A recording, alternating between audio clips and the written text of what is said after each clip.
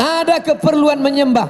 Ini kalau tidak dipenuhi, orang akan menyembah yang tak layak disembah. Orang pagi makan lontong, makan mie lendir, makan nasi gurih, makan ayam penyet, makan bubur ayam. Kalau tidak diisi dengan makanan, nanti dia akan sarapan yang tidak memenuhi standar kesehatan.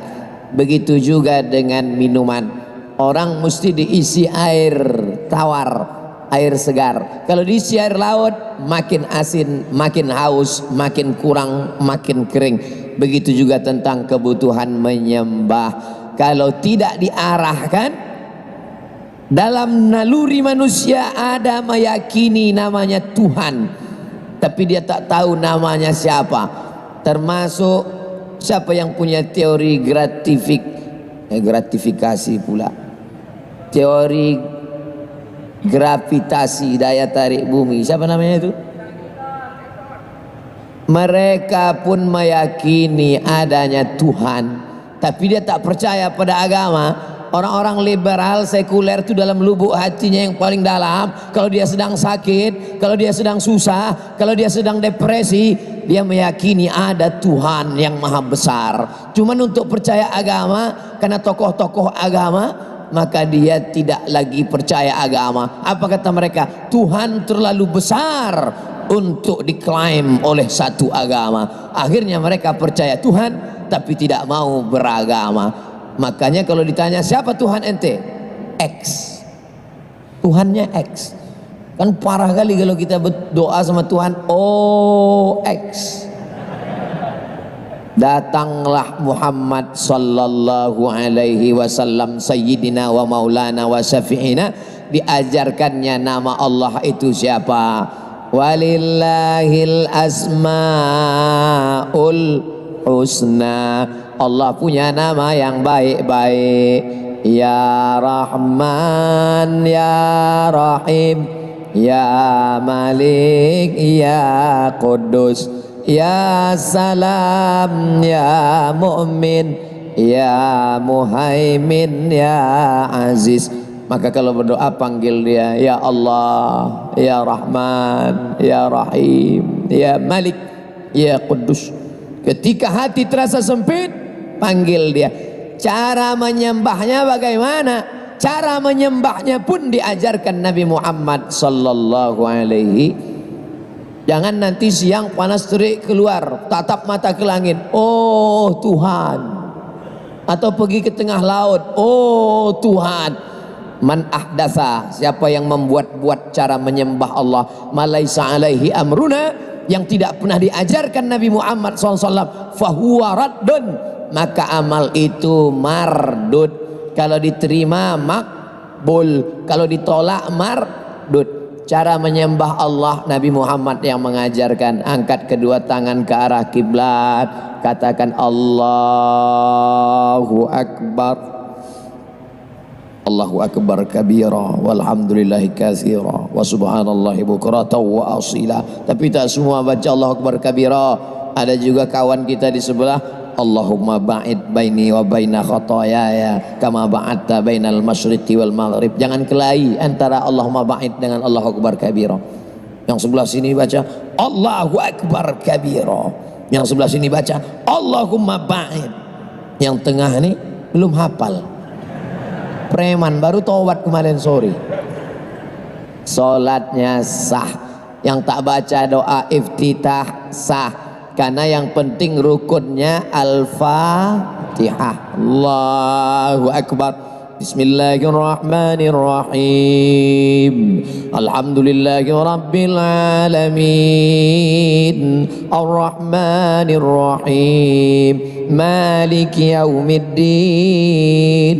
Iyyaka na'budu wa iyyaka nasta'in.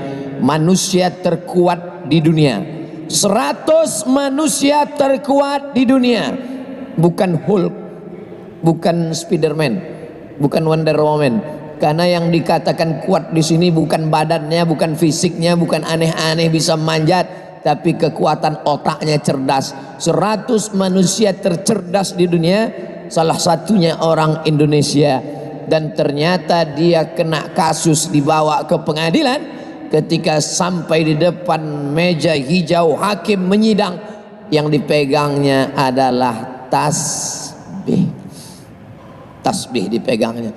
Mana kekuatan otakmu? Mana IP 4-mu? Mana ijazah MA, Master of Art, PhD, Doctor of Philosophy? Mana kekuatan, kehebatan? Hilang semuanya. Mana kecerdasan otak? Mana IQ yang tinggi? Hilang.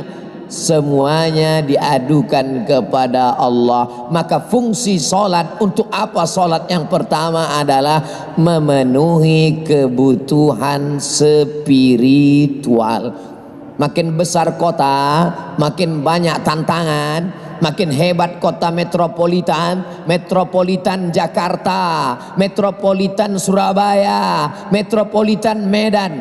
Kota terbesar nomor 1 di Indonesia Jakarta, nomor 2 Surabaya, nomor 3 Medan Sumatera Utara. Makin besar kota, makin banyak masalah, makin hebat tantangan, orang makin kehilangan ketenangan. Makanya orang-orang kota itu mencari ketenangan. Di mana dia cari ketenangan? Masuk ke diskotik, masuk ke night club, masuk macam-macam.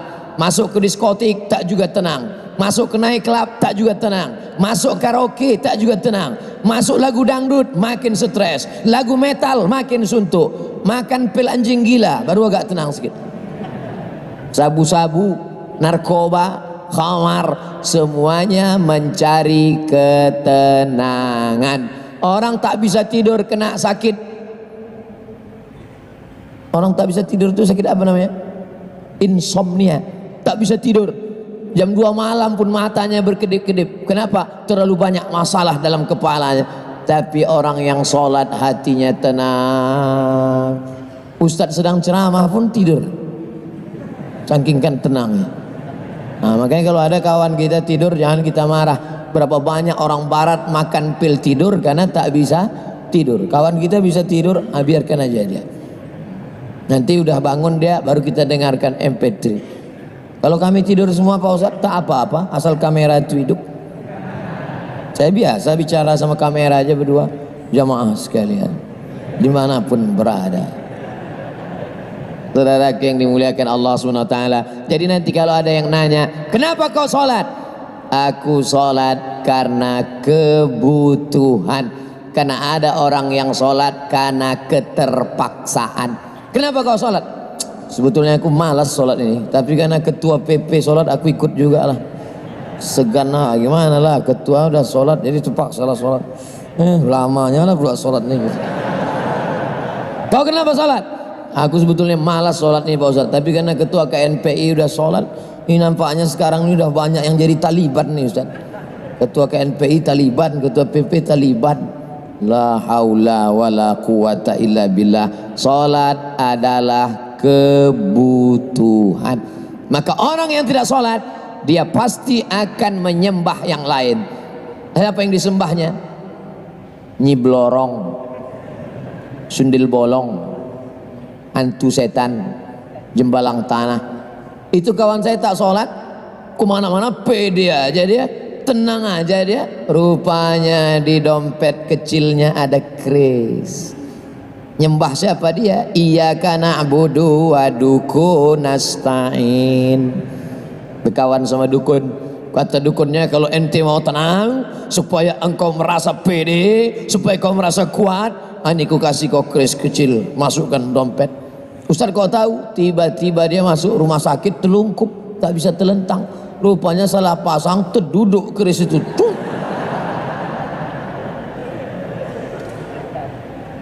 Ente kalau mau merasa tenang, merasa nyaman, anak-anak buah ente takut sama ente disegani orang. Oh ini pakai ini. Apa ini? Ini kumis tunggal harimau. Oh, gimana Pak Dukun bisa dapat kumis harimau ini? Waktu kebakaran hutan kemarin, ada harimau mati. Dampak kumisnya ini. Ini kalau pakai kumis tunggal ini kita pede. Setan punya kerja. Kita tak ada bawa kumis tunggal, kita tak ada pakai batu cincin. kita tak ada pakai rantai, kita tak ada pakai gelang. Kalaupun ada yang pakai gelang, nggak ada magic-magicnya, nggak ada mistis-mistisnya, hanya sekedar hobi, tak apa-apa. Masalah batu cincin, saya pun pakai batu, tapi tak ada meyakini sesuatu apa-apa. Ustadz karena sering ceramah-ceramah di depan tentara, di depan polisi, depan pejabat, Ustadz mesti pakai batu warna merah supaya aura merah Ustadz bangkit, nanti Ustadz berani. Kalau Ustadz pakai cincin warna merah, wajah Ustadz akan merah, biji mata Ustadz pun merah. Kalau masalah biji mata merah, ikan busuk pun merah. Lalu Ustadz berani ceramah di depan PP, di depan KNPI, di depan tentara, di depan polisi. Kekuatan Ustadz itu di mana? La haula wala quwata illa billah. Dalam sholat tadi sebelum menghadap Bapak Ibu di sini, saya sholat dulu di dalam. Allahu Akbar. Selesai sholat, ya Allah, aku akan menghadapi tentara, akan menghadapi polisi, kalau ansip tak apalah aku sebut, ya Allah, akan menghadapi PP, akan menghadapi KNPI. Mereka itu hamba-hamba Engkau, ya Allah, hati mereka dalam genggaman-Mu, ya Allah, maka kuatkan aku, ya Allah. La haula wala quwata illa billah. Bismillah tawakkaltu 'ala Allah wa atasamtu billah. Naik ke atas, bismillah. Adapun yang aksesoris ini tambahan aja. Sebetulnya PD-nya udah ada, cuman dengan pakai jaket KNPI ini bertambah PD gitu. Takbir. Jaket PP Pak Ustadz udah, kartu PP saya 2 biji, 1 dari Riau, 1 dari Medan, Sumatera Utara. Saudaraku yang dimuliakan Allah Subhanahu wa taala. Jadi nanti adik-adik, anak-anak muda, jangan ikut sama dukun, jangan ikut sama penasehat spiritual, jangan ikut sama kekuatan apapun. Yang pertama adalah membangkitkan kekuatan diri itu dengan sholat, bukan somat, dengan sholat. Yang kedua, ada orang Indonesia sekamar sama bule. Tahu bule? Bule itu perempuan, kalau laki-laki Pak Le. Sekamar sama bule laki-laki kerja di pengoboran minyak di salah satu tempat di Riau. Karena Riau ini kaya dengan minyak, dibor ke bawah dapat minyak. Sekamar dia sama bule tadi.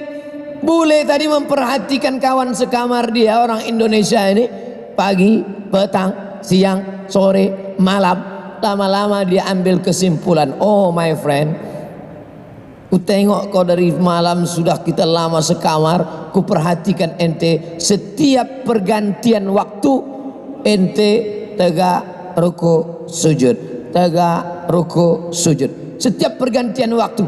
Pertama, ketika terbit fajar, mulai nampak pergantian waktu, terang di atas, ente sholat.